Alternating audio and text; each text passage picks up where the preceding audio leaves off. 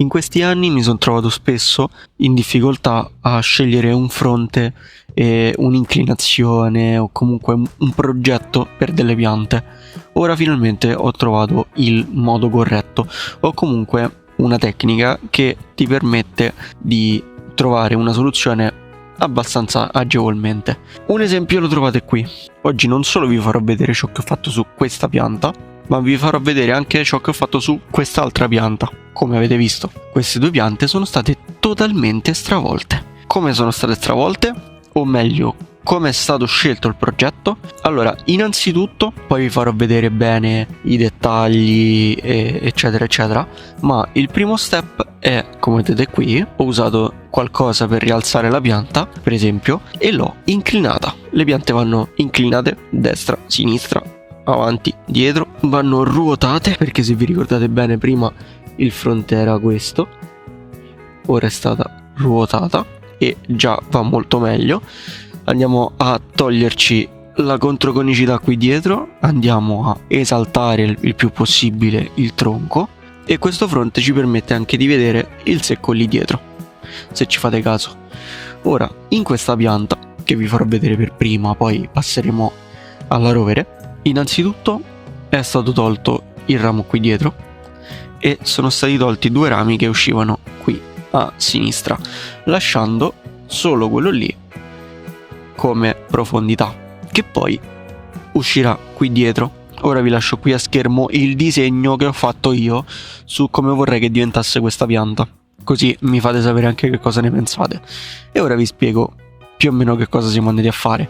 Quindi questo sarà l'apice, questo sarà un ramo che va, diciamo, sotto l'apice e va a creare un piccolo palchetto.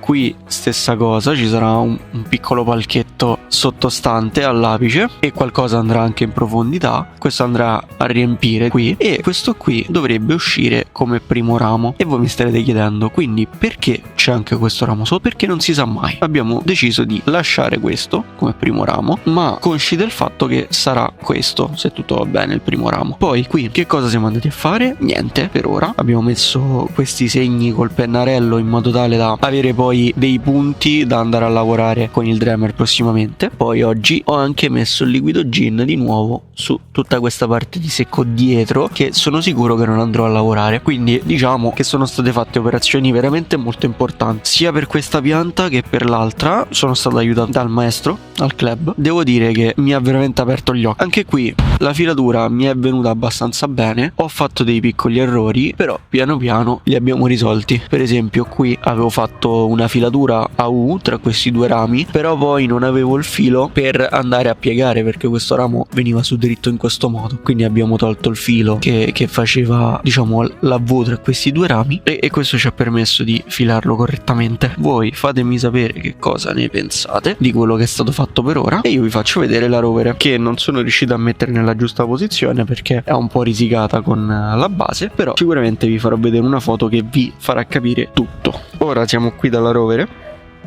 come vi avevo detto.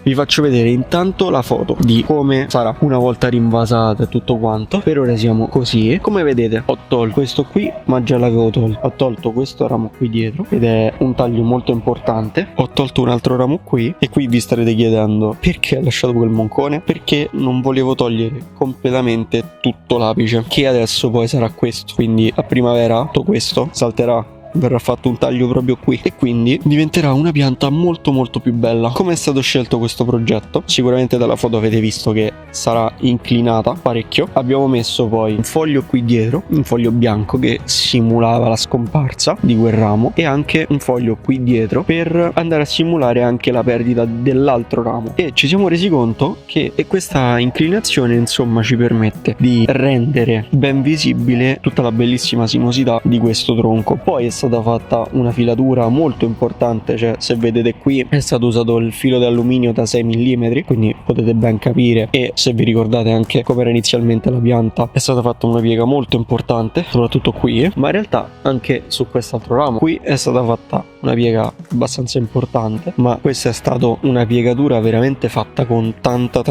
fatica, che però risulta molto bella. devo dire abbiamo fatto un ottimo lavoro, e questa lavorazione che ho fatto mi ha ispirato per la lavorazione della sughera che avete visto settimana scorsa. Vi lascio il video qui in alto a destra. Qui la gomma è stata messa perfettamente e anche qui non ci sono assolutamente punti scoperti. Speriamo ovviamente che riparta correttamente, e il progetto veramente, da quando l'abbiamo impostata così, mi piace tantissimo. Sono praticamente innamorato di questa pianta, l'ho rivalutata veramente tanto. Detto ciò, voi fatemi sapere che cosa ne pensate di queste due impostazioni che abbiamo fatto, e anche ovviamente del progetto che abbiamo in mente, se vi piace e voi che cosa avreste fatto. Io vi ringrazio, vi invito ad iscrivervi al canale, mettere mi piace, condividere il video con i vostri amici e lasciarmi un commento. Molti di voi lo stanno già facendo ed è molto importante per me, mi date veramente tanto supporto. E vi ricordo di iscrivervi al canale Telegram delle offerte che trovate qui. Molti di voi stanno acquistando in questo Black Friday, mi avete dato veramente un bel supporto. Grazie agli acquisti che voi avete fatto tramite i miei link di Amazon, mi avete dato la possibilità di acquistare per esempio questo microfono e anche il telo nero che di solito uso dietro ai miei video, e quindi va di pari passo che io ci metto il massimo impegno, sia di tempo che di sforzi che di soldi, ma se voi riuscite a dare un piccolo contributo riusciamo, oltre ad accrescere io personalmente come bonsaista, quindi continuo a fare studi, continuo a lavorare le piante eccetera eccetera, mi date una mano voi anche a, diciamo, massimizzare e migliorare tutto ciò che è il comparto tecnico dei video. Quindi voi lasciatemi sempre anche un feedback su il video, se non volete scriverlo nei commenti potete anche venirmelo a scrivere su Instagram, ma lasciatemi dei feedback. Per esempio il video non mi piace, era troppo bruciato, quindi troppa luce forte, oppure l'audio era un po' gracchiante. Voi mi fate questi feedback e io cercherò al massimo di creare video più belli possibile, sia per voi che per me. Detto ciò, io smetto di annoiarvi e noi ci rivediamo domenica prossima, sempre ore 19, con un nuovo video. Buon bonsai!